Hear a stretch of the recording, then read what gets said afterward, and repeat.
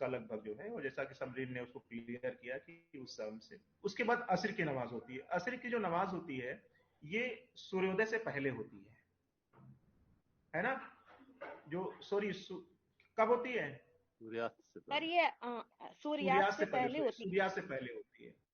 जो असर की नमाज है ये सूर्यास्त से पहले होती है, शाम को 5 बजे भी आपने सुना होगा कि नमाज। और निश्चित रूप से जो हमारे जो ग्रामीण भाई बहन हैं या जो हमारे जो हम लोगों से बड़े हैं, खेतों में काम करने वाले लोग हैं, तो ये नमाज जब पढ़ी जाती है तो उससे अनुमान लगाते हैं कि 5 बज गया है, नमाज पढ़ी जा रही है, तो उससे अनुमान लगाते हैं। तो इस जो असर की नमाज है ये जो सूर्यास्त होता है उससे पहले होती है। फिर होती है मगरिब की नमाज। मगरिब की नमाज जो होती है वो सूर्योदय के सूर्यास्त के बाद में होती है। जब जी सूर्यास्त हो सर। जाता है उसके बाद में होती है। जी सर। तो सूर्यास्त के बाद लगभग ये आधे घंटे के क्या टाइम है सूर्यास्त के बाद का, बताइए भाई। सर इसकी टाइमिंग बहुत कम रहता है कि जैसे ही पूरा अंधेरा ना हो पाए उससे पहले नमाज ही पढ़ ली जाती है। सबसे कम ड्यूरेशन इसी नमाज का रहता है। आपको 15 मिनट के अंदर ये नमाज पढ़ लेनी चाहिए सूर्यास्त से पहले। हाँ, समझदार लोग कहते हैं कि ये जो नमाज का जो वक्त होता है वो सूर्यास्त के आधे घंटे के अंदर इस नमाज पढ़ लेनी चाहिए, मतलब कि शाम ना होने पाए उससे पहले ये नमाज पढ़नी होती है। एक और नमाज होती है कि जिसको जो है ईशा की नमाज कही जाती है, ये कब पढ़ी जाती है? जी सर, सर रात को ये पड़ी शाम। जाती है। और 7:30 बजे, जैसे वर्तमान समय 7:30 के बाद से टाइम चल रहा है, और ये हाँ, कब तक मैक्सिमम रहता टाइम है? 9:30 बजे तक जाता है सर। हाँ, तो सर आप 12 देखिए बजे कि ये जो तक के हो हाँ जाए बोलो बोलो, नमाज पहले। 12 बजे तक हो जाए? पहले 12 12 से रात से पहले पहले तक कभी भी हो जाए? हाँ पहले कर लेनी मतलब चाहिए। हम मान लें कि 8 बजे के बाद, जैसे गर्मी है तो 8 बजे के बाद और 12 बजे से पहले कभी भी कर लीजिए आप। सर जो या मस्जिदों का कोई वो टाइम रहता है कंपलसरी। उसका जो मिनिमम टाइम है सर, जैसे सर्दियों में शाम 7:30 बजे से लगभग हो जाता है ये। और गर्मियों में जो अच्छा, मैक्सिमम टाइम जाता है मस्जिदों का, वो जाता है रात 9:30 बजे तक। लेकिन पर्टिकुलर किसी व्यक्ति का अगर मस्जिद में नमाज अदा नहीं कर सका तो वो 12 बजे से हम्म, पहले पर्सनली पढ़ सकता है, ये है इसका। पेंसिल सेल, पेंसिल सेल हम्म। है। हाँ जी। हाँ, तो इस प्रकार से आपने देखा कि जो 5 वक्त की नमाज है वो, उस नमाज के बारे में जो है आपके साथियों ने आपको बताया कि किस में कौन सी नमाज पढ़ी जाती है। तो नमाज पढ़ना कंपलसरी होता है। और आपने देखा होगा कि जो खास तौर से जो ये जिसको हम जोहर की नमाज बोलते हैं, ये जोहर की नमाज बड़ी इंपॉर्टेंट मानते हैं इस्लाम धर्म के मानने वाले लोग जो है। अब मुझे लगता है कि सबसे ज्यादा इंपॉर्टेंस ये इसी को देते हैं, नहीं खास सर, तौर से सारी जिस दिन। सारी नमाजें सर समान महत्व की हैं, ऐसा कुछ भी नहीं। कोई हर मुस्लिम के लिए फर्ज है सर। फिर पांचों वक्त में सर हाँ, ऐसा कोई नहीं कि किसी का ज्यादा है किसी का कम, ऐसा नहीं है सर। नहीं आरिफ, मैंने इसलिए कहा कि जो दोपहर की जो नमाज होती है ना, तो उस नमाज में हर एक इस्लाम धर्म को मानने वाला वो मस्जिद की तरफ दौड़ा भगा चला जाता है। जो मस्जिद नहीं पहुंच पाता है भी वक्त निकाल कर उसे पढ़ने की कोशिश करता है। लेकिन जो बाकी जो नमाज है, चाहे वो असर की नमाज है चाहे वो मगरिब की नमाज है, हमने उतना वो नहीं देखा जो कंट्रीब्यूशन या उतना जो एक त्याग होता है वो हमने नहीं देखा इस्लाम में, जितना कि इधर जो असर की सॉरी जो जोहर की नमाज है उसमें देखा है। इवन हम लोग जब कभी शॉपिंग करने के लिए जाते हैं तो हम देखते हैं कि जो जोहर की नमाज है उसके लिए लोग जो इस्लाम धर्म को मानने वाले उनकी दुकानें हैं वो दुकान उसमें बंद कर देते हैं, सर सिर्फ उसके उसको लिए बोलते जाते हैं हैं। जुमे की नमाज, वो जुमे की नमाज होती है वो। जुमे की नमाज तो दोपहर में भी देखा है हमने। जुमे की हाँ नमाज तो उनके लिए बहुत मायने रखती है, क्योंकि जुमे की नमाज में तो जाते ही जाते हैं। उसमें भी जो है, इसमें जो दोपहर की नमाज उसमें भी हम लोगों ने देखा है कि जाते हैं। खैर, हमसे बेहतर आप जान सकते हो। एक और बात जो है वो बताई गई है, वो जो फर्ज अदा किया है वो जकात है। जकात के बारे में कहा गया है कि मोहम्मद साहब ने कहा अपने अनुयायियों से कि अपनी पवित्र कमाई से, जो आपकी अपनी पवित्र कमाई है, उस पवित्र कमाई में से 2.5%, कितना, 2.5%, यानी 2.5, इतना परसेंट आपको गरीबों को, जो गरीब लोग हों, जो मोहताज लोग हों, जो यतीम लोग हों, और जो विडो महिलाएं हैं या जो जरूरतमंद हैं, उनको आपको देते रहना है। ये देते रहना है। वर्ड जोड़ा है उन्होंने अपनी पवित्र कमाई से। पवित्र कमाई का मतलब शायद इस्लाम धर्म को मानने वाला हर एक व्यक्ति जानता है, और हम लोग भी जानते हैं कि पवित्र कमाई क्या होती है। तो पवित्र कमाई से कहा गया है कि उससे आपको देते रहना है। और जकात देते वक्त, जकात का मतलब होता है दान से, किसी की सेवा करना, किसी की मदद करना, सब कुछ उसी में, वो भी तो अपने आप में एक सेवा है, एक दान है। तो कहते हैं कि जकात देते वक्त कभी आप भी आपको दिखावा नहीं करना है, दिखावा नहीं करना है। लेकिन आज बहुत सारे लोग जब जकात देते हैं तो दिखावा करते हैं। आप देखिए कि जब कभी ईद में या बकरीद का जो समय होता है, उनमें सब में नमाज के बाद बहुत सारे मस्जिदों के बाहर लाइन लगी होती है, यतीमों की, गरीबों की। तो उनको बहुत सारे ऐसे लोग आपको मिल जाएंगे कि एक केला भी पकड़ा रहे होंगे तो उसको फोटो खिंचवा रहे होंगे कि भाई फोटो खींच लीजिए, तो वो भी फोटो खींचते हुए केला, यदि किसी को वो 1000 रुपीज दे रहे हैं तो फोटो खिंचवा, देखो हमने दिया है। ये चीजें आपको दिखाई पड़ जाएंगी। और मोहम्मद साहब ने बिल्कुल स्पष्ट कहा है कि जब आप जकात दे रहे हो, जब आप दान दे रहे हो, तो कभी भी आप दिखावा नहीं करेंगे, कुछ भी नहीं बताएंगे, कुछ भी नहीं करेंगे। लेकिन फिर भी जो, चाहे वो इस्लाम धर्म के लोग हों, चाहे वो हिंदू धर्म के लोग हों, हमने देखा है कि कोविड में भी देखा है कि लोग अगर एक केला भी दे रहे हैं तो उस 10 लोग मिलकर के दे रहे हैं। बेचारा वो एहसान से कहो केला नहीं, बल्कि एहसान से दब जाएगा वो। ठंड में अगर कंबल भी लोग उड़ा रहे हैं तो एक कंबल को उड़ाने के लिए 10 लोग लगे हुए हैं और बड़े आराम से फोटो खिंचवा रहे हैं। मोहम्मद साहब कहते हैं कि जब भी कभी आप ऐसे काम कर रहे हो तो आपको जकात दिखावा नहीं करना है, ये मोहम्मद साहब का कहना है। अब आप ये देखिए कि ऐसा कितने लोग फॉलो करते हैं। और अपनी नेक कमाई, एक वर्ड जोड़ा उन्होंने, नेक कमाई। क्या, मुझे नहीं लगता, आपको क्या लगता है कि आज के संदर्भ में, आज के जमाने में हम सब क्या नेक कमाई की तरफ कर पाते हैं? हम नेक कमाई कर पाते हैं? तो उसमें अपने आप में प्रश्नवाचक वाक्य है। हम कहीं ना कहीं गड़बड़ करते हैं, हम कहीं ना कहीं गड़बड़ करते हैं। लगभग 90% लोग गड़बड़ करते हैं। अगर हमारी ड्यूटी 10 से 5 की है तो हम 11 बजे पहुंचेंगे, हम 12 बजे पहुंचेंगे, और 5 बजे तक रहना है तो हम 4:30 बजे निकल आएंगे। तो नेक कमाई, उसमें कहीं ना कहीं गड़बड़ हुआ है, कहीं ना कहीं घोटाला हुआ है। जो आपको महीने की पगार मिली है उसमें कहीं ना कहीं घोटाला हुआ है। उसको नेक नहीं कह सकते। नेक का मतलब ये होता है कि आपने डिवोटेड हो करके उस काम को किया हो, तो वो नेक कमाई है।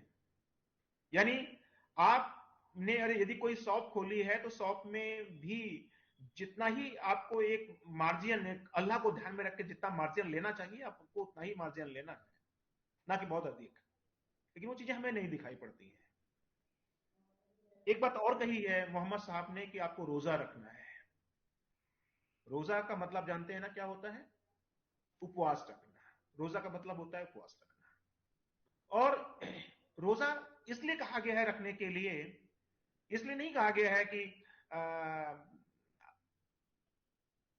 रोजा के बाद, आपने देखा होगा, रोजा के पहले भी आप लोगों ने देखा होगा, मैंने भी देखा है, बहुत सारे इस्लाम भाई बहन जो रोजा रखते हैं, तो रोजा के पहले, जिसको हम क्या कहते हैं रोजा से पहले, रोजा जब शुरुआत होता है, रोजा उससे पहले का कौन सा टाइम कहला, जब आप भोजन करते हैं तो सहरी कहा जाता है ना, क्यों यस भाई? Sir, yes sir. सहरी।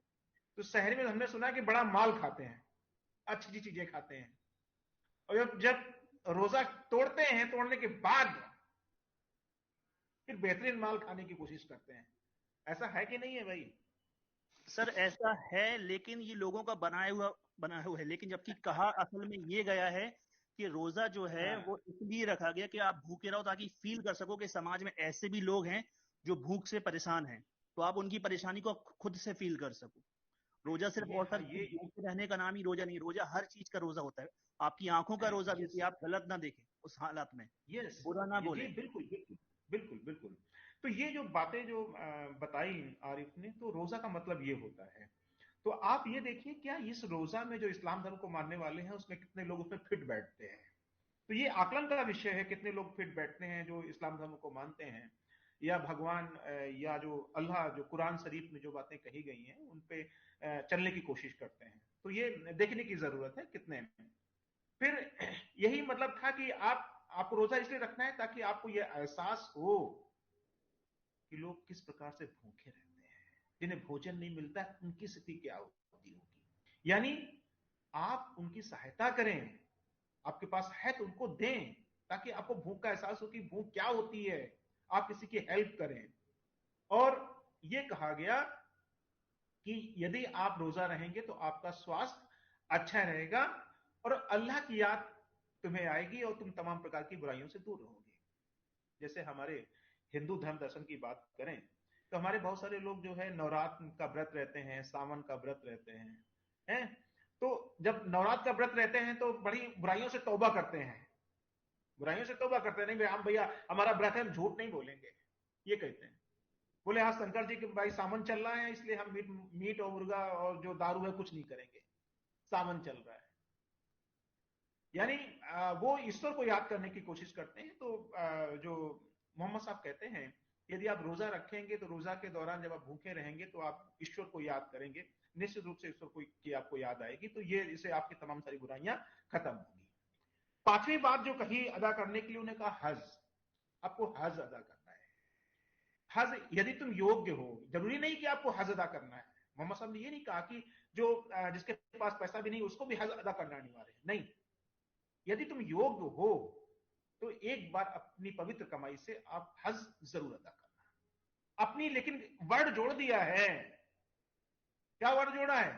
अपनी पवित्र कमाई से। अब आरिफ खान और समरीन बैठी हैं, ये जान रही होंगी कितने लोग पवित्र कमाई से हज करने जाते हैं। ऐसे भी लोग हैं जो 10-10 बार हज करके आ रहे हैं, लेकिन वहां से लौटने के बाद तमाम प्रकार की बुराइयों में संलिप्त हैं। वो ऐसे ऐसे भी लोग हैं जिनकी मैंने भी इसीलिए प्रोफेशन कहा, बन गया। मैंने, हाँ बिल्कुल बिल्कुल, ये केवल आपके धर्म में नहीं है आरिफ, ये हर धर्म में चीजें बुराइयां व्याप्त हैं। कहेंगे हम 4 धाम की यात्रा कराएं, अब हमसे कुछ नहीं होगा बुरा काम, लेकिन फिर भी मन में ख्याल बहुत सारे आते रहते हैं। तो ये हर धर्म में है। तो मैंने इसीलिए कहा कि मोहम्मद साहब ने क्या कहा, पैगंबर ने क्या कहा। पैगंबर ने कहा है कि यदि तुम योग्य हो तो जीवन में एक बार हज जरूर करना और अपनी पवित्र कमाई से करना। पवित्र कमाई से कितने जाने थे, हमने इसलिए जोड़ा कि ताकि हम लोग जो समाज में जो बुराइयां फैली हैं उसकी तरफ भी तो हम इंडिकेट कर पाए। तो किस तरह से जो है ये सब कहा जाता है कि इसके बाद 26 अप्रैल 1634 को मोहम्मद साहब जो है वो अल्लाह को प्यारे हो गए। और अल्लाह को प्यारे होने के बाद भी जो इस्लाम धर्म है ये निरंतर फलता फूलता रहा और आज अरबों लोग इस धर्म को मानते हैं। इस धर्म में अनेक प्रकार के संप्रदाय, अनेक प्रकार के संप्रदाय का मतलब होता है मत, अनेक प्रकार के मत, अनेक प्रकार के संप्रदाय इसमें हुए, जिनमें मुख्य रूप से जो है शिया, सुन्नी, सूफी और एक अहल हदीसी, ये जो 4 संप्रदाय हैं ये प्रमुख रूप से माने जाते हैं। इनमें सर्वाधिक इनमें जो सूफी लोग होते हैं वो ज्ञान के ऊपर बल देते हैं। सुन्नी लोग जो होते हैं वो अल्लाह की इबादत पर बल देते हैं। सिया लोग जो होते हैं वो शरीर और मन की शुद्धता और पवित्रता पर जोर देते हैं। अहले हदीसी हैं वो समानता पर बल देते हैं, सब समान है। कुल मिलाकर ये सभी एक अल्लाह में विश्वास रखते हैं, एक अल्लाह में विश्वास रखते हैं। मोहम्मद साहब को अपना आखिरी रसूल मतलब पैगंबर, अपना आखिरी रसूल, अपना आखिरी पैगंबर मानते हैं। कुरान शरीफ को अपना पवित्र ग्रंथ मानते हैं। और ये 3 सूत्र ही दुनिया भर के मुसलमानों को एक सूत्र में बांधे हुए हैं। 3 सूत्र कौन कौन से? कि सब एक ही अल्लाह में विश्वास करते हैं, मोहम्मद साहब को अपना आखिरी पैगंबर मानते हैं और कुरान शरीफ को अपना पवित्र ग्रंथ मानते हैं। जितने भी मुसलमान इस दुनिया में हैं वो सब जो है इन 3 चीजों में विश्वास करते हैं। और ये 3 चीजें ही ऐसी हैं जो सारे मुसलमानों को जो है अपने उसमें बांधे हुए हैं। इस्लाम धर्म पहले तो धर्म के रूप में विकसित हुआ, लेकिन आगे चलकर कुछ विद्वानों ने इसमें दर्शन भी इसमें विकसित कर दिया। अब जब दर्शन की बात आती है तो इसमें दार्शनिक चिंतन भी स्टार्ट हुआ।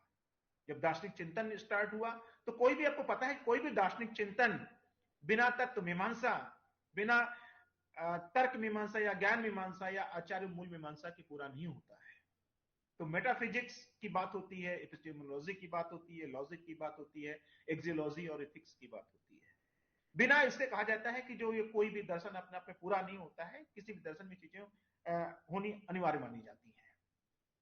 अब बात करते हैं जो इस्लाम जो धर्म दर्शन था, इसकी जो मेटाफिजिक्स थी, तत्व मीमांसा थी, वो क्या थी? इस्लाम की जो पवित्र पुस्तक है जिसको कुरान कहा जाता है, कुरान में इस बात का जिक्र है कि इस सृष्टि का जो निर्माण है वो अल्लाह ने की है, अल्लाह ने इसका निर्माण किया है। अल्लाह ने जैसे ही कहा कुन, कुन का मतलब होता है हो जा, सुना है ना? कुन मतलब हो जा। जैसे अली बाबा ने कहा जो है सिम सिम खुल जा, दरवाजा खुल गया, वैसे ही अल्लाह ने जैसे कहा कुन अर्थात हो जा, बोले वैसे ही सृष्टि का निर्माण हो गया। अल्लाह को निराकार माना गया है, सर्वज्ञाता माना गया है, सर्वशक्तिमान माना गया है, और यह कहा गया है कि अल्लाह बड़ा दयालु है और बड़ा कृपालु है, और कहा गया है कि अल्लाह का कोई दूसरा साथी नहीं है, वो अकेला है, और अनेक आत्माएं जो है वो अनेक हैं, और इन अनेक आत्माओं ने अल्लाह को बनाया है, अल्लाह ने इनको बनाया है, और अंत में ये आत्माएं जो है वो अल्लाह के पास ही चली जाती हैं। मनुष्य को जो है इस्लाम अल्लाह की सबसे बड़ी देन मानता है। मनुष्य सबसे बड़ी देन है अल्लाह की। कुरान में उसे सर्वश्रेष्ठ प्राणी माना गया है। इनके अनुसार अल्लाह ने दुनिया की सारी चीजें मनुष्य के उपभोग के लिए बनाई हैं, मनुष्य के उपयोग के लिए बनाई हैं। अल्लाह जितनी भी चीजें आप दुनिया में देख रहे हो ना, तो कुरान ये मानता है कि सारी चीजें मनुष्य के उपभोग के लिए बनाई गई हैं। और मनुष्य किस लिए बनाया गया है? अल्लाह की इबादत के लिए। बोले सारी चीजें तो मनुष्य के उपभोग के लिए बनाई गई हैं, लेकिन मनुष्य किस लिए बनाया गया है? वो अल्लाह की इबादत के लिए बनाया गया है, उसकी पूजा के लिए बनाया गया है। इस प्रकार से कहते हैं कि इस्लाम के हिसाब से मनुष्य जीवन का जो उद्देश्य है वो इस संसार का जो भौतिक सुख है, उस भौतिक सुख के साथ साथ अल्लाह की इबादत कर मृत्यु के बाद जो सदा जीवन चलता है, मृत्यु के बाद जो जीवन चलता है, उसके लिए तैयारी करना है, यानी उसके बाद से अल्लाह के पास पहुंचना है। इस्लाम धर्म दर्शन के अनुसार मनुष्य की जो मृत्यु के बाद उसके जो शव को कब्र में रखा जाता है, आपने देखा होगा कि इस्लाम में मृत्यु के बाद उसके शव को कब्र में रखा जाता है, तब उसका जीवन शुरू होता है। कौन सा जीवन? तब कहा जाता है कि उसका जीवन सदैव चलने वाला जीवन शुरू होता है, जिसे क्या कहते हैं? बरजक कहा जाता है, जिसे बरजक कहा जाता है। यानी जब कब्र में उसकी बॉडी रखी जाती है, तब उसका जीवन, वो जीवन शुरू होता है जो कभी खत्म ना होने वाला होता है, वो जीवन शुरू होता है। इसको क्या कहते हैं सर? बरजक, बरजक कहा जाता है। और कुरान में इस बात का जिक्र है कि कयामत का जब दिन आता है, कयामत समझते हैं ना? कयामत से प्रलय, सर जजमेंट का डे। Yes, good good. ये समरीन ने बताया उसका मीनिंग अपने हिसाब से, है ना? तो बोले जब कयामत का दिन आता है, कयामत मतलब महाप्रलय, महाप्रलय कह सकते हैं, या जजमेंट का दिन होता है, तब कहते हैं कि अल्लाह आपके कर्मों का लेखा जोखा लेगा जिस दिन कयामत का दिन होगा, और कर्मों के हिसाब से उसे या तो बहिश्त नसीब होगा या फिर दोजख नसीब होगा। क्या नसीब होगा? बहिश्त या दोजख। बहिश्त समझते हैं? जन्नत, जन्नत, स्वर्ग, हेवन। दोजख जहन्नुम, नरक, हेल, बोले भेज देगा। और जो इस्लाम धर्म है, एक बात और बता दूं, इस्लाम धर्म पुनर्जन्म में विश्वास नहीं रखता है, नहीं करता है।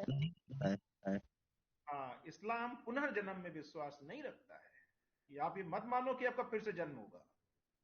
जैसे हिंदू धर्म कहते हैं नहीं, हम तो जो है बार बार 108, 1008, पता नहीं कितने, बोले हम जन्म लेंगे, लेते ही नहीं। लेकिन इस्लाम धर्म दर्शन मानता है कि साहब दोबारा जन्म आपका नहीं होगा, जैसे कर्म करोगे आपको वैसे ही आपको भेज दिया जाएगा। बोले आपके पास जो है, और तब तक जो है, और कयामत कब आएगी ये ना हम जानते हैं ना आप जानते हो। कयामत कब आएगी? कहते हैं कि कयामत जिस दिन भी दिन होगी, उस दिन आपकी कहां होगी? अल्लाह के दरबार में पेशी होगी। जिस दिन कयामत होगी उस दिन अल्लाह के दरबार में पेशी होगी आपकी। तब तक आप कहां रहेंगे? उसी कब्र में रहेंगे, उसी वही आपकी, चाहे उसे आप कुछ भी मान लीजिए, घर मान लीजिए, जेल मान लीजिए, कुछ भी मान लीजिए। अल्लाह की अदालत जब आएगी तब आपको वहां प्रेजेंट होना होगा। इसीलिए मैं समझता हूं, मेरी विचारधारा कहती है कि इस्लाम धर्म दर्शन को मानने वाले कहते हैं कि जो उनके जो पूर्वज, जो उनके जो जाने वाले जो लोग हैं, पूर्वज हैं, वो हो सकता है कि अभी भी उसी कब्र में हो, अभी कयामत का दिन उनके लिए ना आया हो। इसीलिए आपने देखा होगा कि उनके कब्र पर जाकर क्या जलाते हैं? दिया जलाते हैं, अगरबत्ती जलाते हैं, तमाम प्रकार की चीजें उनके लिए वो करते हैं। क्यों भाई? प्रकाश डालिए, समरीन, आरिफ। जी सर, फातिया होती है। यस। तो वो इसलिए होती है कि उनका मानना ये होता है कि शायद अभी जो हमारे पूर्वज हैं वो अभी इसी कब्र में है, अभी कयामत का दिन हो सकता है आया हो या ना आया हो।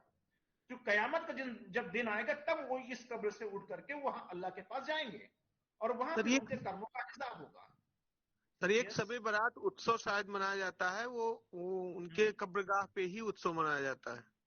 जी जी जी जी जी। तो लेकिन सर ये बताइए पता भाई, कैसे चल पाएगा कयामत का दिन आ गया? नहीं, दीपक प्रकाश डालिए। जलाते रहना पड़ेगा। हाँ, मानते हैं, जब तक नहीं है तब तक जलाते रहते हैं वो। आरिफ और समरीन, प्रकाश डालिए जरा, जो मनोज ने कहा है कुछ शबे सर बारात एक, के बारे में। हाँ सर, एक उत्सव होता है शबे बारात करके, उसमें ये बताया जाता है कि सारी रूहें हैं उनकी एक तरह से उस दिन स्पेशल उस पे जाके सबको अपनी अपनी, जिनके जिनके खास लोग खत्म हो चुके हैं, इस दुनिया में नहीं रहे हैं, तो कब्रिस्तान में जाके जो मेल रहते हैं वो जाके वहां पे फातिया देते हैं स्पेसिफिक फातिया वो देते डे हैं। को। हाँ हाँ। तो इस प्रकार से फातिया में सर दीपक फिर जलाते हैं। हाँ, दीपक भी जलाते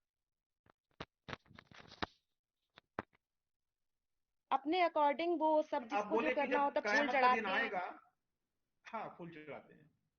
तो कयामत का दिन जब आएगा, तो जब हम लोग छोटे थे तो आपको याद होगा हमारे घरों में बहुत सारी तस्वीरें हुआ करती थी, पिक्चर हुआ करती थी, और उन पिक्चरों में बहुत सारी तस्वीरें बनी होती थी। किसी में कोई व्यक्ति बल्लम लिए किसी को मार रहा है, कोई किसी को तलवार से काट रहा है, तो कोई किसी को कढ़ाई में डाल रहा है, तो कोई कोई सिंहासन पर बैठा हुआ है। तो हम लोग अपने पेरेंट्स से पूछते थे कि ये क्या है, ये क्या है, ये क्या है। तो हमारे पेरेंट्स को बताया करते थे कि हमें नेक कर्म करने चाहिए, हमें अच्छे कर्म करने चाहिए, नहीं तो भगवान क्या करेंगे? अगर ये हम बुरे कर्म करेंगे तो हमें भगवान ऐसे ये कर देंगे, हमें जलती हुई कढ़ाई में डाल देंगे, हमें तलवार से काट देंगे। यदि हम अच्छे काम करेंगे तो हमें बहुत सारे लड्डू वड्डू खूब अच्छे रखे होते, बढ़िया भोजन रखा होता, बढ़िया भोजन मिलेगा, हमें राज सिंहासन मिलेगा। ताकि ये नैतिक जो चीजें हैं, जो वैल्यूज डेवलप है, वो वहीं से डेवलप करने की चीजें होती हैं। तो उस प्रकार से जो है कहते हैं कि इस्लाम का मानना है कि यदि आप गड़बड़ करोगे तो आपको नरक में जाना होगा, और यदि आप अच्छा करोगे तो आपको हेवन, जन्नत आपको नसीब होगी। इस प्रकार से जन्नत की ख्वाहिश तो सब रखते हैं। अब जो उसकी एपिस्टिमोलॉजी है इसकी, इस्लाम धर्म दर्शन की, तो चूंकि मोहम्मद साहब ज्ञान को अमृत मानते थे, ज्ञान एक अमृत के समान है, जिसने उस अमृत को पी लिया वो अमर हो गया। अंबेडकर जी बहुत बड़ी बात कहते हैं इस नॉलेज को लेकर के, शिक्षा को लेकर के, सेवनी का दूध बताते हैं शिक्षा जो है। ठीक है, तो मोहम्मद साहब भी उसी प्रकार से कहते हैं कि जो ज्ञान है साहब वो अमृत है, जो पिएगा वो अमर हो जाएगा। अब ज्ञान से तात्पर्य क्या है? तो मोहम्मद साहब का जो ज्ञान से तात्पर्य था, वो जो भौतिक चीजें हैं या जो आध्यात्मिक चीजें हैं, उन दोनों से था कि दोनों को का हमें ज्ञान करना है। वो भौतिक ज्ञान के में जो है, वो जो भौतिक चीजें होती उनको, और जो सामाजिक ज्ञान है, दोनों को उन्होंने स्थान दिया। आध्यात्मिक जो ज्ञान था उसमें इस्लाम धर्म के ज्ञान को ही उन्होंने कहा कि आध्यात्मिक ज्ञान, यानी इस्लाम धर्म का यदि आपको ज्ञान है तो आपको आध्यात्मिक ज्ञान है। वर्तमान में जो देखते हैं कि जो इस्लाम धर्म को मानने वाले जो लोग हैं, वो ज्ञान का जो मुख्य स्रोत है वो कुरान शरीफ को माना जाता है। कहते कुरान, सारा ज्ञान कुरान शरीफ में समाहित है। जिसने कुरान शरीफ पढ़ ली और कुरान शरीफ को समझ लिया, उसे और कुछ ज्ञान प्राप्त करने की जरूरत नहीं है। जैसे हिंदू धर्म दर्शन में क्या माना जाता है, यदि आपने वेदों को पढ़ लिया, वेदों को समझ लिया, तो और किसी प्रकार के आपको ज्ञान की जरूरत नहीं है, क्योंकि सारा ज्ञान वेदों में समाहित है। आज आप जहाज उड़ा रहे हो, जहाजों का ज्ञान वेदों में समाहित है। आप अब कई कई मिसाइलें एक साथ छोड़ते, बोले वेदों में समाहित है। तो बोले वेदों को यदि आपने पढ़ लिया है, वेदों को समझ लिया है, तो आपको और किसी ज्ञान को जरूरत नहीं है। उसी प्रकार से इस्लाम में माना जाता है कुरान शरीफ को यदि आपने पढ़ लिया और समझ लिया तो आपको फिर जो है किसी और ज्ञान की जरूरत नहीं है। आज जो इस्लाम में जो अंधकार फैला हुआ है, उसके पीछे जो लॉजिक है वो ये है कि कुरान शरीफ को लोगों ने पढ़ने के बाद में उसको डिफाइन अपने हिसाब से किया, उसके अर्थ को अलग तरीके से डिफाइन किया। और इसीलिए आपको तो बहुत सारे मुसलमान जो भाई जो बहन हैं, उनको तो कुरान की कसम दी जाती है, लेकिन जब उनकी अपनी बात आती है तो कुरान कहीं कोई मायने नहीं रखती है। ये बहुत सारे लोग हैं। तो ये जो वजह थी कि कुरान शरीफ को जो हमें बताया गया, जो समझाया गया, वो गलत तरीके से बताया और समझाया गया। मोहम्मद साहब ने कुरान शरीफ में कभी कुछ गलत नहीं लिखा। मोहम्मद साहब नेक बंदे थे, उनको सबको साथ लेके चलने की, सबकी भलाई के बारे में वो बात करते थे, कोई भी व्यक्ति हो। अब मोहम्मद साहब, कुरान शरीफ में कहा गया है कि भौतिक ज्ञान को प्राप्त करने के 3 साधन हैं। कौन कौन साधन है? इल्मुल यकीन, एनुल यकीन और हक्कुल यकीन। इल्मुल यकीन, एनुल यकीन, हक्कुल यकीन, 3 साधन बताए गए हैं। अब इल्मुल यकीन का मतलब क्या होता है? अनुमान द्वारा ज्ञान प्राप्त करना, अनुमान द्वारा ज्ञान का निश्चय करना। आपको अनुमान द्वारा ज्ञान का जो पूर्व वेदांत आप पढ़ रहे थे, तो सरोज सर ने आपको बताया था कि अनुमान से हम ज्ञान कैसे प्राप्त करते हैं। फिर एनुल ज्ञान, यानी कि आंख से देख करके, आंख किससे देख करके ज्ञान प्राप्त करना। और हक्कुल ज्ञान, यानी छू करके ज्ञान प्राप्त करना। लेकिन बहुत सारे कहते हैं, लोग ये कहते हैं कि जो इस प्रकार का जो ज्ञान होता है वो भी ज्ञान सही हो, ये आवश्यक नहीं है। जब तक कि ये ज्ञान, इल्मुल ज्ञान, एनुल ज्ञान, हक्कुल ज्ञान, ये ज्ञान तर्क की कसौटी पर ना कसा जाए और तर्क की कसौटी पर खरा ना उतरे, तब तक ये ज्ञान भी सत्य ज्ञान नहीं हो सकता है। इसका सीधा सा जो कुरान के हिसाब से कि इस्लाम धर्म दर्शन में इंद्रियों को ही भौतिक ज्ञान प्राप्त करने का साधन माना गया है। और यह कहा गया है कि पैगंबरों ने जो आपको बातें बताई हैं, पैगंबरों ने जो आपको सूचनाएं दी हैं, यदि आपको उनका ज्ञान है तो आपको आध्यात्मिक ज्ञान है। पैगंबर ने जो हमारी बातें कही हैं, अगर आपको उनका ज्ञान है तो हमें जो है वो आध्यात्मिक ज्ञान है। फिर उन्होंने जो है धर्म दर्शन, जो मूल्य आचार मीमांसा की बात कही, कहा कि देखिए इस्लाम का जो सामान्य अर्थ है वो क्या होता है? इस्लाम का सामान्य अर्थ, इस्लाम का अर्थ होता है ईश्वर की इच्छा को पूर्णतः मानना, पीस, पीस, शांति। हाँ ठीक है, उसी तरह पढ़ते हैं, शांति का मार्ग, पीस, ये इस्लाम का अर्थ होता है। इस्लाम शब्द का जब विशिष्ट अर्थ होता है तो यह होता है कि अपने आप को अल्लाह को समर्पित कर देना, अपने आप को अल्लाह को समर्पित कर देना, यह विशिष्ट अर्थ है इस्लाम का। और सामान्य अर्थ उसका यह होता है कि एक शांति का मार्ग, शांति, ये उसका मतलब होता है पीस, वे ऑफ पीस, और अपने आप को अल्लाह को समर्पित कर देना, ये उसका विशिष्ट अर्थ होता है। जैसे यदि हम अपने आप को भगवान को समर्पित कर दें तो हमारी सारी समस्याएं अपने आप खत्म, कहीं कोई दिक्कत नहीं, हमें कहीं कोई प्रॉब्लम नहीं होगी यदि हम अपने आप को भगवान को समर्पित कर दें। उसी प्रकार से यदि आप अल्लाह को समर्पित कर देते हैं तो कहीं कोई आपको प्रॉब्लम नहीं रहती। बोले यही इस्लाम है कि अपने आप को अल्लाह को समर्पित कर देना। इस्लाम ये मानता है कि सभी समान है, कहीं कोई छोटा बड़ा नहीं है, सब एक दूसरे के भाई बहन हैं, इसलिए सभी को प्रेम के साथ रहना चाहिए और जो परवरदिगार है उसकी इबादत करनी चाहिए।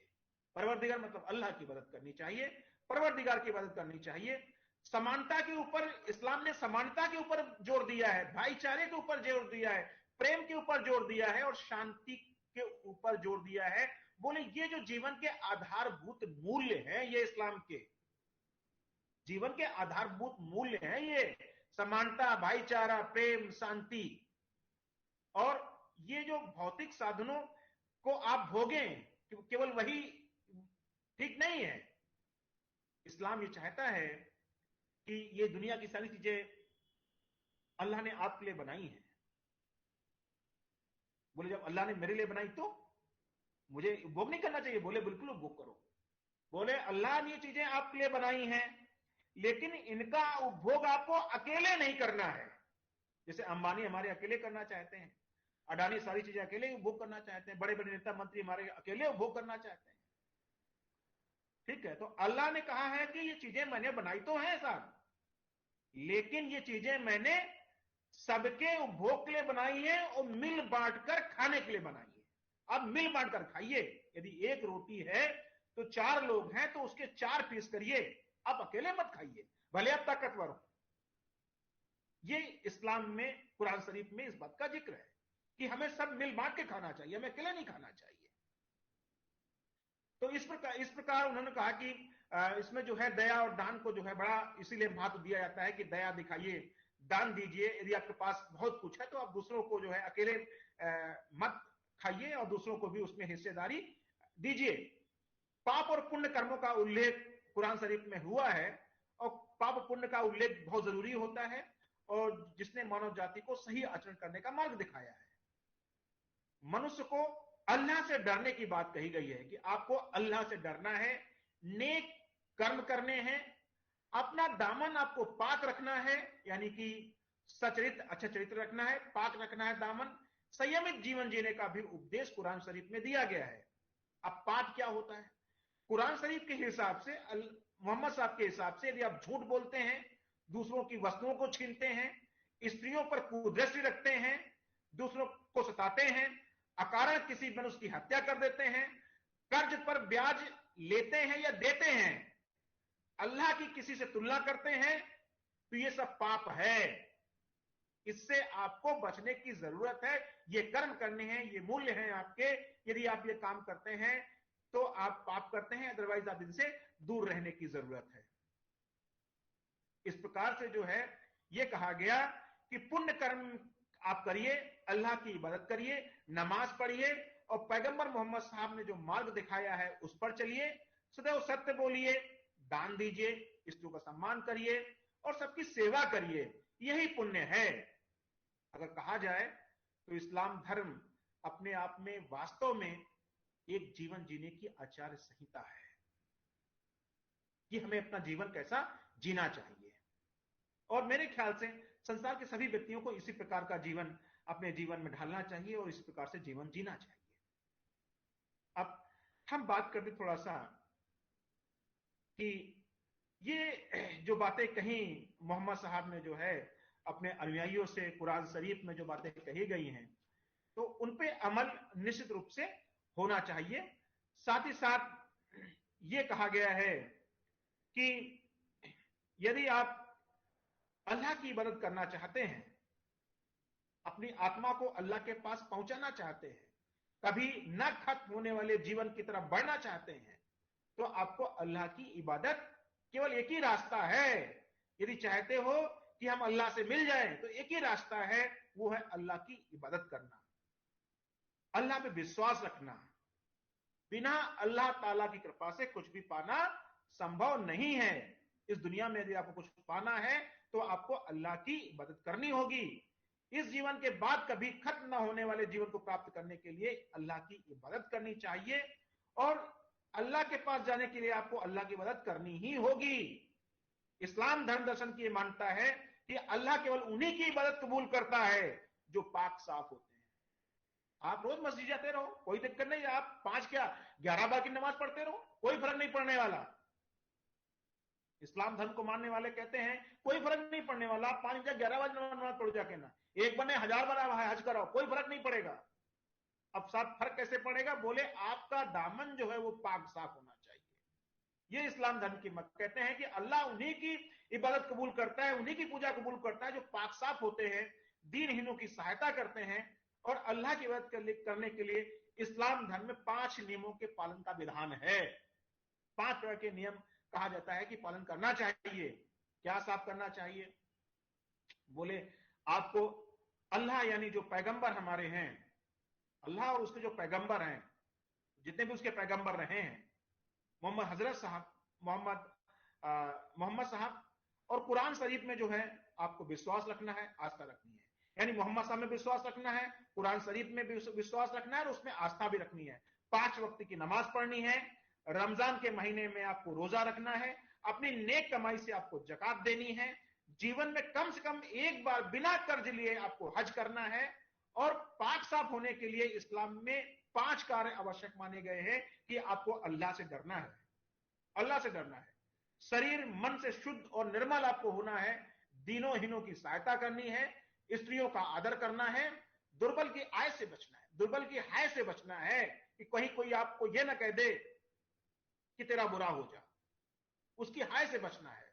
तो ये उन्होंने कहा कि पाक साफ होने के लिए 5 चीजें आपके लिए अनिवार्य हैं कि आप तभी आप पाक साफ हो सकते हैं। बहुत सारी इस्लामिक ट्रेडिशंस रही हैं, इस्लामिक परंपराएं हैं, जैसा कि हमने बताया कि पहले तो ये एक धर्म के रूप में था, फिर इसमें दर्शन विकसित हुआ, 4 संप्रदाय बने और सबने अपने अपने हिसाब से अल्लाह को मानने की बात कही। कुछ इनकी सामान्य परंपराएं हैं, कुछ सामान्य परंपराएं नहीं हैं। लेकिन सामान्य परंपराओं में क्या है, इस दुनिया के जितने भी मुसलमान हैं, जितने भी इस्लाम धर्म को मानने वाले लोग हैं, ये सब 5 वक्त की नमाज पढ़ते हैं, अल्लाह की इबादत करते हैं, अल्लाह के नाम पर जकात देते हैं, दान देते हैं, रमजान के महीने में रोजा रखते हैं, रमजान का महीना समाप्त होने के बाद चांद दिखाई देने के बाद ही ईद उल फितर मनाते हैं। इस दिन एक साथ नमाज पढ़ते हैं, सब एक दूसरे के गले मिलकर समानता, भाईचारे और प्रेम का इजहार करते हैं। ये सभी हज करने मक्का जाकर काबा शरीफ में अल्लाह की इबादत को अपना पवित्र फर्ज मानते हैं। ये सभी हज की नमाज के दूसरे दिन ईद उल जुहा मनाते हैं, अल्लाह को बकरे की कुर्बानी देते हैं। ये सभी शरीयत पता है क्या होता है? शरीयत पता है क्या होता है? इस्लाम में एक वर्ड शुरू होता है शरीयत, पता है क्या होता है? इस्लामिक कानून, Islamic law sir. Yes, Quran के अनुसार बनाई गई आचार संहिता। यस, इस्लामिक कानून कुरान शरीफ के आधार पर सामाजिक जीवन जीने की एक आचार्य संहिता बनाई गई है। कुरान शरीफ को ध्यान में रख करके सामाजिक जीवन जीने को एक आचार्य संहिता बनाई गई है, जिसे कुरान शरीफ में है, जिसे शरीयत कहा जाता है। तो कहा यह जाता है कि आपको शरीयत के जो नियम कानून है उनको आपको मानना है, उनका पालन करना है। अभी बिस्मिल्लाह, विद्या आरंभ, निकाह, खतना, अंतिम संस्कार करते हैं। ये अलग बात है कि कुछ लोग इसमें से अपनी अलग अलग हिसाब से अपना काम करते हैं, फिर भी जिस पर ये सभी अमल करते हैं वह ये है कि सभी संस्कारों का संपादन अल्लाह को साक्षी मानकर करते हैं। जितने भी ये रस्म करते हैं सब अल्लाह को साक्षी मानते हैं और काम करते हैं। और जीवन काल में होने वाले संस्कारों पर व्यक्ति विशेष के लिए सत्य मार्ग पर चलने की दुआएं करते हैं। जैसे आपने देखा होगा कि ईद और बकरीद पे ये लोग दुआएं करते हैं, अल्लाह से अच्छा जीवन जीने की, सबके खुशी के लिए दुआएं करते हैं। जीवन के अंत में होने वाले अंतिम जो संस्कार में जो है ये लोग फतिया पढ़ते हैं, मृतक का तीजा होता है, 10वां होता है, 40वां होता है, ये सब करते हैं। अब थोड़ा सा बात करते हैं, हम लोग एजुकेशन की तरफ बढ़ते हैं कि इनका जो धर्म दर्शन है वो एजुकेशन की, जो इस्लाम धर्म दर्शन है वो एजुकेशन की कौन सी बात करता है, एजुकेशन के मामले में क्या बात करता है। हमको ये पता है कि इस्लाम धर्म में शिक्षा को ज्ञान का प्रकाश माना गया है, एक ऐसा प्रकाश जो हमें अज्ञान रूपी अंधकार से दूर करता है। इसमें शिक्षा को ज्ञान एवं क्रिया में समन्वय करने वाली, जो ज्ञान और क्रिया में आपस में थोड़ा संबंध स्थापित कराए, उसके रूप में प्रयोग किया गया है। और ज्ञान से जो तात्पर्य था वो जिसको ज्ञान कहा गया है, ज्ञान से तात्पर्य का मतलब यह था कि आप जो कुरान शरीफ में जो दिया गया ज्ञान है वही ज्ञान है। यानी ज्ञान को क्या माना गया है? अमृत माना गया है। और ज्ञान क्या है? कुरान शरीफ का ज्ञान। कुरान शरीफ को यदि आप समझ लें, जान लें, केवल पढ़ ना लें, केवल उसे याद ना कर लें, याद करना ज्ञान नहीं होता है। आपने पढ़ करके डिग्री हासिल कर ली तो यह ज्ञान नहीं है। फिर सब ज्ञान क्या है? बोले ज्ञान का मतलब तो वो है जब आप उस डिग्री के अंदर लिखा क्या है उसको समझ पाए, उसको जान पाए, वो ज्ञान है। तो बोले कुरान शरीफ को समझ लें वही ज्ञान है। और जो क्रिया से तात्पर्य बताया गया कि कुरान शरीफ में जो चीजें बताई गई हैं उसके हिसाब से यदि आप आचरण करते हैं तो आपकी क्रियाएं अच्छी हैं। कुरान में ज्ञान और क्रिया में कोई भेद नहीं किया गया है और ये कहा गया है कि मनुष्य को कुरान शरीफ में दिए गए ज्ञान को सीखना चाहिए, बताना चाहिए और फिर ज्ञान के अनुसार व्यवहार करना चाहिए। यही सच्ची शिक्षा है। यानी कुरान का ज्ञान आपको हासिल करिए और ज्ञान के हिसाब से आप अपना काम करिए, यही सच्ची शिक्षा है और कोई शिक्षा नहीं है। कुरान के हिसाब से, इस्लाम के हिसाब से शिक्षा क्या है कि कुरान को समझना, कुरान को जानना और कुरान में बताए हुए रास्ते पर चलना, that is education. Real education बोले वही है और कोई एजुकेशन नहीं है। तो इस प्रकार से साफ जाहिर है कि इस्लाम धर्म दर्शन एवं परंपराओं में शिक्षा को व्यापक रूप से माना गया है। उनमें से बहुत सारे उद्देश्य डिसाइड किए गए इस्लाम धर्म दर्शन में और ये कहा गया कि सबसे पहले हमें जो है इस्लाम दर्शन को जानने वालों ने कहा कि पहले हमें ज्ञान का विकास करना चाहिए। और ज्ञान का विकास क्या कहा?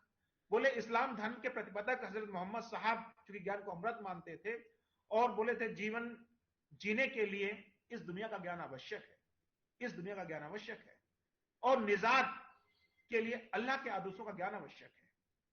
और जो धर्म की पवित्र पुस्तक है कुरान, जब ये तैयार हो गई तो बोले उसके तैयार हो गई तो फिर मुक्ति के लिए उस कुरान की पुस्तक का ज्ञान आवश्यक माना जाने लगा।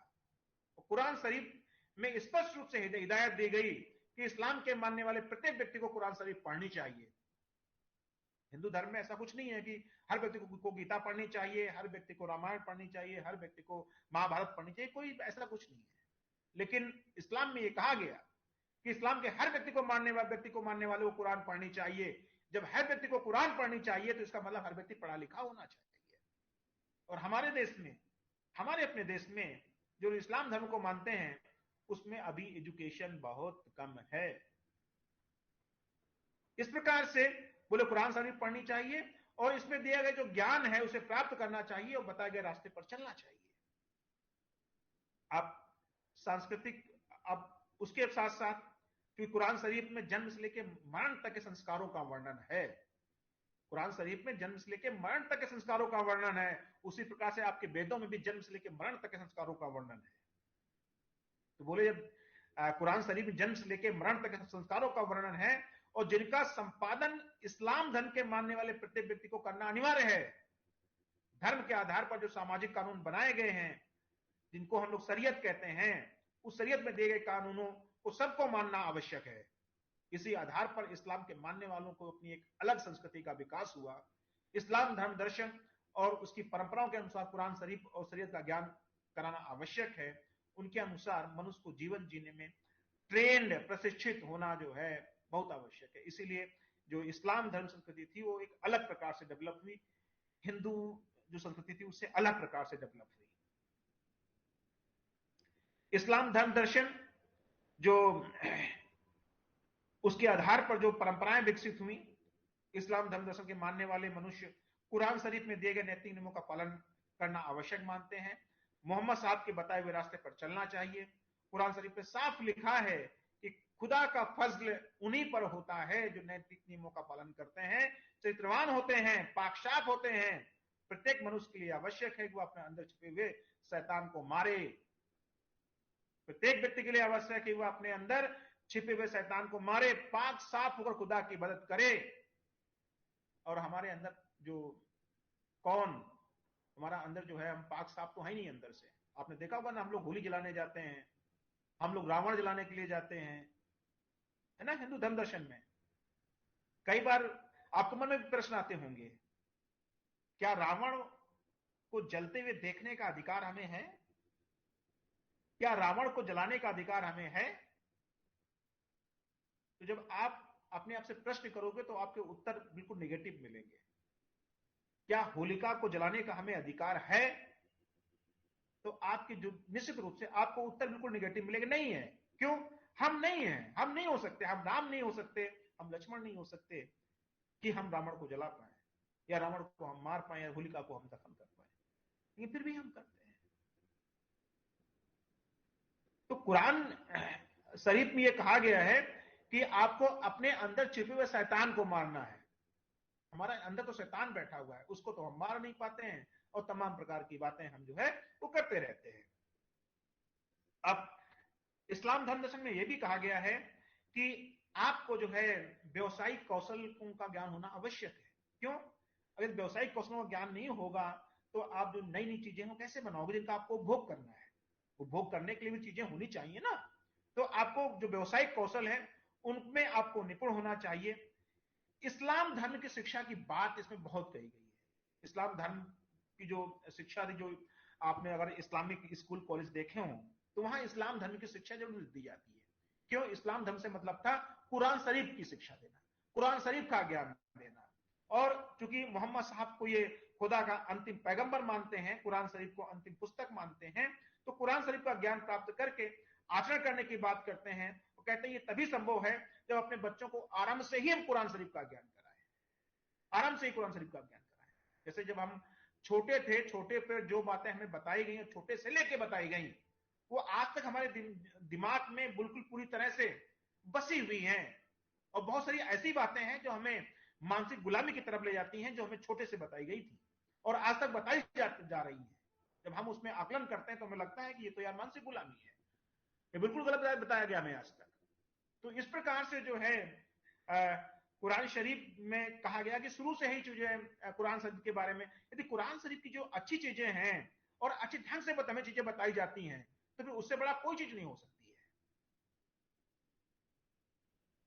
कुछ भी नहीं हो सकता है। तो उस प्रकार से जो है आचरण में हमें करना चाहिए। इस्लामी धर्म दर्शन की परंपराओं में यह शिक्षा का प्रमुख उद्देश्य बनाया गया कि इस्लाम धर्म की शिक्षा होनी चाहिए। देखिए, धर्म कोई भी धर्म हो, किसी भी धर्म की हम शिक्षा प्राप्त करें, धर्म की शिक्षा प्राप्त करने में कहीं कोई बुराई नहीं है, क्योंकि कोई भी धर्म हो वो हमेशा अच्छे के रास्ते पर चलने की बात करता है, कोई भी धर्म हो। इसलिए हमें किसी भी धर्म की बुराई नहीं करनी चाहिए, ना उसमें हमें आलोचना करनी चाहिए। कोई धर्म छोटा नहीं है, कोई धर्म बड़ा नहीं है।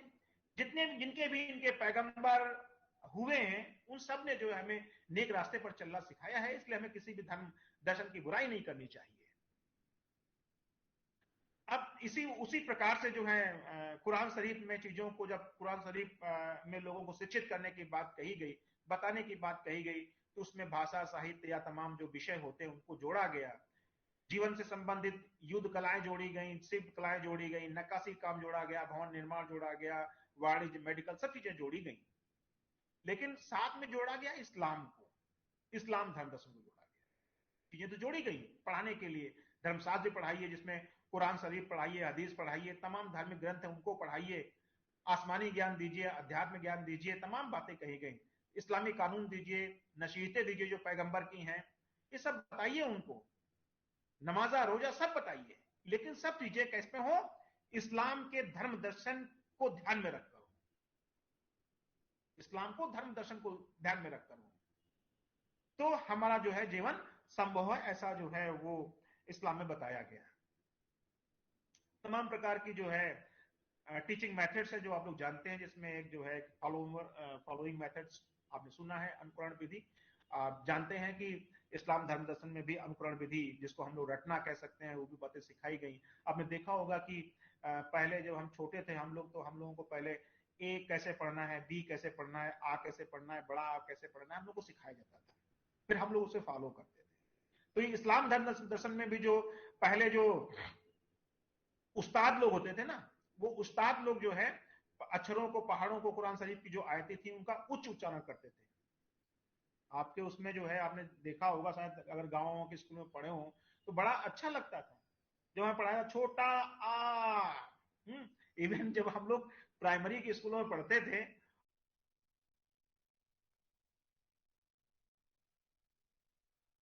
छुट्टी के बाद नहीं, छुट्टी के टाइम पे, जैसे मान लो 3:03 पे छुट्टी हो रही है तो 3:55 पे हमें मैदान में खड़ा कर दिया जाता था, और एक बच्चा सामने खड़ा हो जाता था, वो जोर जोर से चिल्लाता था, एक अनेक, तो सारे लोग बोलते थे एक अनेक, ए फॉर एप्पल, सब बहुत जोर से चिल्लाते थे ए फॉर एप्पल। इसका मतलब ये था वो आवाज जाती थी कम से कम 1 किलोमीटर 2-1.5 किलोमीटर तक वो आवाज जाती थी, और लगता था कि हाँ स्कूल में पढ़ाया जा रहा है, उतनी तेज से चिल्लाया जाता था।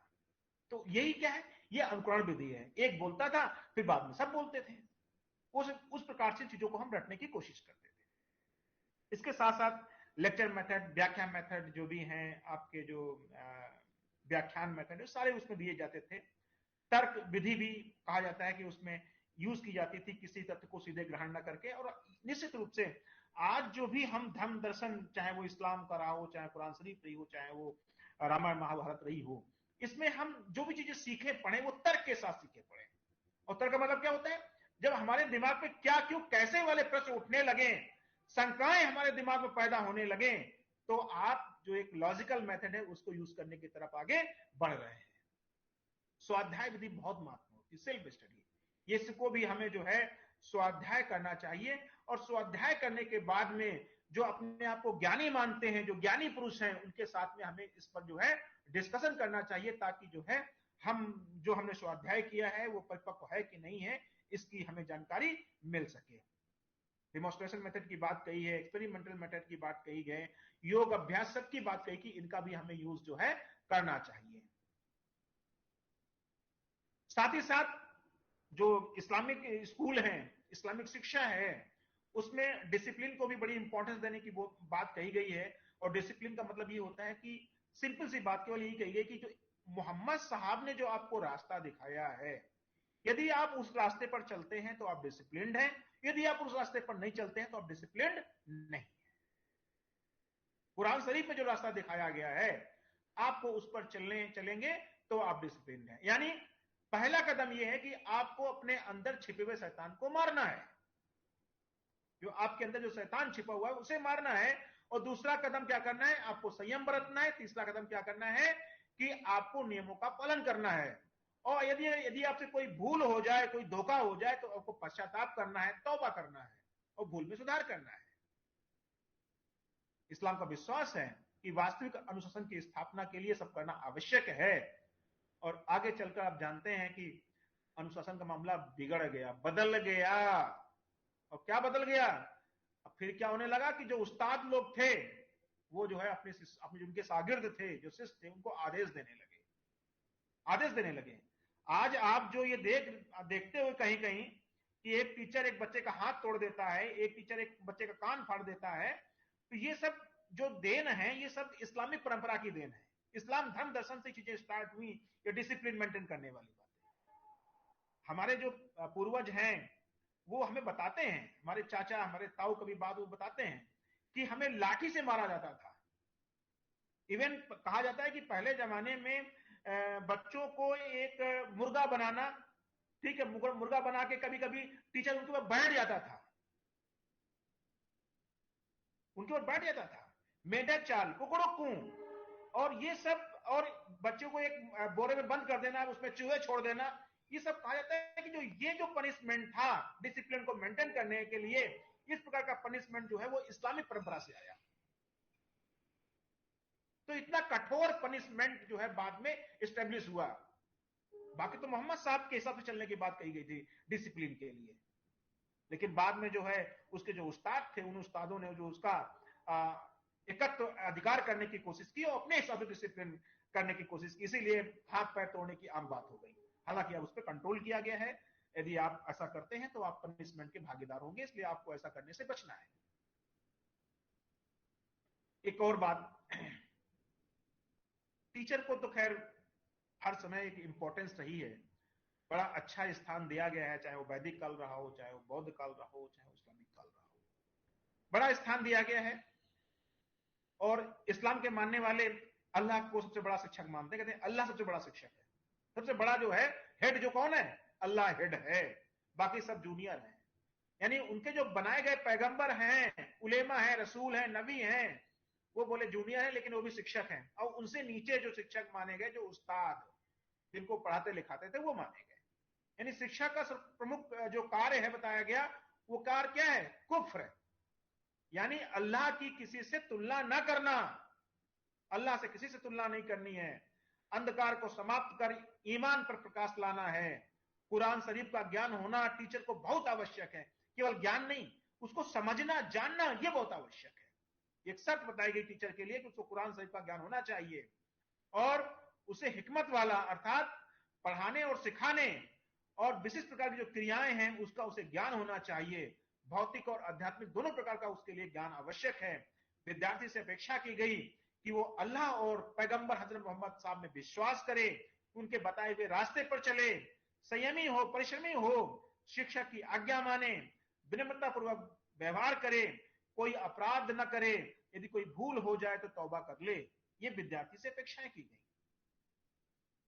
बहुत अच्छे संबंधों की तुलना की गई है शिक्षक और विद्यार्थी के बीच में। हालांकि अब जो है वो शासक और शासित जैसे संबंध हो गए हैं, लेकिन पहले बहुत अच्छे संबंध विद्यार्थियों के बीच में बताए जाते हैं कि अच्छे संबंध थे। विद्यालय, आप जानते हैं, मकतब और मदरसा, दो प्रकार के विद्यालयों का जिक्र होता है। मकतब आपको पता है, और मदरसे के बारे में भी अभी आपको पता है। मकतब जहां प्राथमिक शिक्षा, मदरसा जहां उच्च शिक्षा की व्यवस्था की जाती थी। जहां तक हम लोग जन शिक्षा की बात करें तो मोहम्मद साहब सबकी शिक्षा के हिमायती थे और सबको शिक्षा मिलनी चाहिए। कहा जाता है कि कुरान शरीफ की कलम की स्याही की को शहीदों की खून से भी अधिक पवित्र माना गया है। इस बात का संकेत है कि समाज में सभी के लिए शिक्षा की व्यवस्था होनी चाहिए। वैसे भी इस्लाम में हर माँ बाप को अपने बच्चों की शिक्षा की व्यवस्था करने का फर्ज निश्चित किया गया है। इस्लाम में कहा गया है कि हर माँ बाप को अपने बच्चे की शिक्षा के प्रति ध्यान देना चाहिए। लेकिन पता नहीं क्यों ये सब होने के बाद भी हमारे देश में बहुत सारी जो मुस्लिम लड़कियां हैं आज भी स्कूल नहीं भेजी जाती है, नहीं भेजी जाती है। इवन इस्लाम की तरफ अगर बढ़ने की कोशिश करो, पढ़ने की कोशिश करो, कहा गया है कि शिक्षा जो है प्राप्त करना प्रत्येक मर्द और औरत का फर्ज है।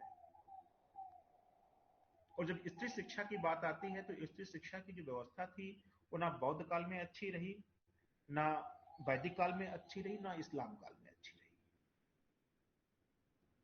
इसमें भी अच्छी नहीं रही।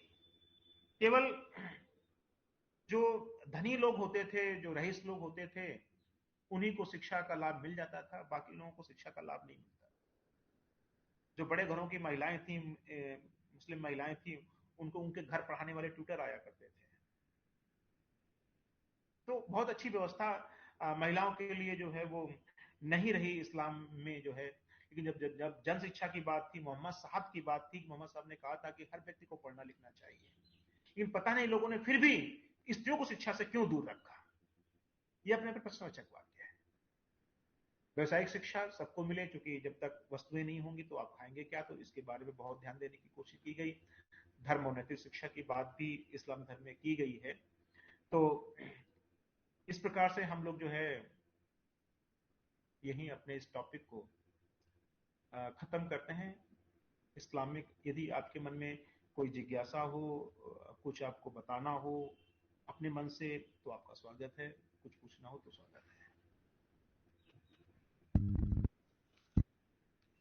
सर, इसमें हम एक बात पूछना चाह रहे हैं, आरिफ जी भी हैं और शमरीन भी हैं हम लोग के साथ। हाँ बिल्कुल फिजियोलॉजी आचार में ये बातें हाँ। कही आई हैं, समानता, प्रेम, शांति और भाईचारा को हम बहुत इम्पोर्टेंस देते हैं। हाँ। ये बात आती है कि कुरान में कहा गया है कि जो इस्लाम ना मानने लोग हैं और उनको हमें ऐसा करना चाहिए, चाहे जिस भी ढंग से उनको अपने धर्म, इस धर्म दर्शन के करीब लाना चाहिए। तो क्या ये आचार मीमांसा का उल्लंघन नहीं हो जाता या गलत